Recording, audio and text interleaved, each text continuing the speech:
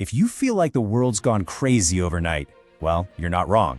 We are living through what might just be the most dangerous geopolitical month since the Cold War. The world is on an absolute knife's edge, and every single headline feels like a countdown to something much, much bigger. So let's break down what's happening, and more importantly, why it matters directly to you. The month is March 2026, and this isn't just another date on the calendar. It's a tipping point. Right now, as we speak, the United States is finalizing its plans for a full-scale ground invasion of Iran's most critical strategic asset, Kharg Island. This is the one flashpoint that could set the entire Middle East on fire. And for us, right here in India, this is not some distant conflict you just watch on TV. It's hitting us where it hurts, in our homes, in our kitchens. With the Strait of Hormuz now a full-blown war zone, our vital LPG supplies are being choked off. The government has just invoked the Essential Commodities Act. I mean, this is real, and it's happening right now. But here's the thing, while every single eye is fixed on the fires raging in the Gulf, something else, something deeply disturbing has been uncovered right on our own doorstep. Foreign mercenaries, we're talking battle-hardened Americans and Ukrainians, have been caught in Mizoram and Assam training insurgents. Today, we're going to connect these dots. We'll follow the money, the weapons, and the intelligence to show you exactly how a war thousands of miles away is directly linked to a hidden threat on our own border. But listen, you're going to want to stay to the end because I'm going to reveal some truly shocking things in this explainer. All right, let's get back to it. Let's start at the very heart of this global crisis, the Persian Gulf, and what the White House is calling Operation Epic Fury. This is former President Trump's massive, high-stakes gamble to bring Iran to its knees.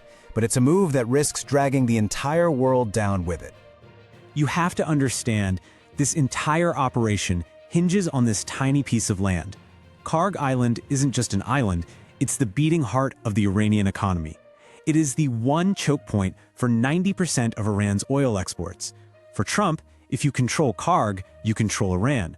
But for Iran, defending it, well, that's a matter of national survival. On paper, the Pentagon's plan sounds deceptively simple. Seize and hold. They've already moved 2,000 elite troops into the region for a ground assault. But as you can see, there are two very, very different ways of looking at this. Military experts, people like retired Admiral James Stavridis, are calling it a potential meat grinder. Intelligence shows Iran has turned that island into a fortress, armed to the teeth with shoulder-fired missiles, anti-ship mines, and sophisticated coastal defenses. And the cost? It's already astronomical. In just the first 2 weeks, the United States has burned through $12 billion. Let that sink in for a second. That's nearly $1 billion a day. To put that into perspective, that single figure is more than the annual aid budget of many countries. This war is being fought with a blank check, and the global economy is really starting to feel the squeeze. So where are all these weapons and all this money coming from? Well, they're being ripped away from another major war zone, Ukraine. The advanced Patriot and THAAD air defense systems that were protecting Ukrainian cities are now being diverted to the Gulf. The crucial NATO program to arm Kyiv is being cannibalized. President Zelensky even offered to trade his country's cheap, effective drones for those air defense interceptors, but he was flatly rejected. America's focus has shifted, and Ukraine has been left wide open.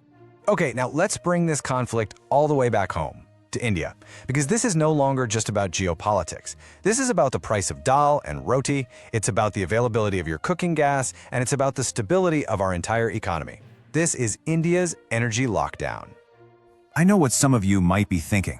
Kharg Island, Donald Trump, NATO. Why on earth should this matter to my daily life in Mumbai or Delhi or Bengaluru? This is why. This chart right here tells the whole story. A staggering 91% of our liquefied petroleum gas, our cooking gas, comes directly from the Gulf region. When that supply line gets threatened, the shockwave is felt in every single Indian kitchen. We are dangerously dependent on a region that is now literally on fire. And the government is already reacting. We are now under a 4-tier rationing system. Hospitals and essential services, they get top priority. Then come domestic household refills, but even there, the waiting period is being pushed to 25 days to stop hoarding. Commercial places like restaurants, they're facing massive delays. And our industries, they're at the very back of the line. This is a controlled shutdown of our energy supply.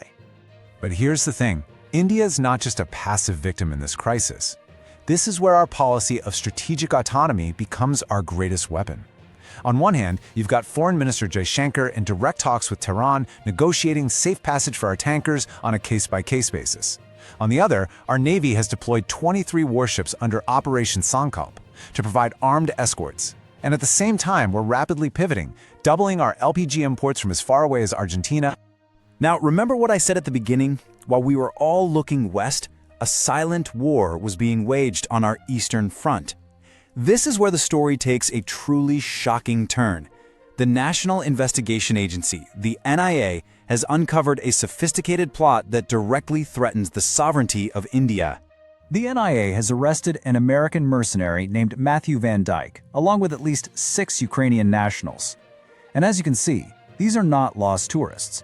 These are professional soldiers, fresh off the front lines of the war against Russia, with years of direct combat experience.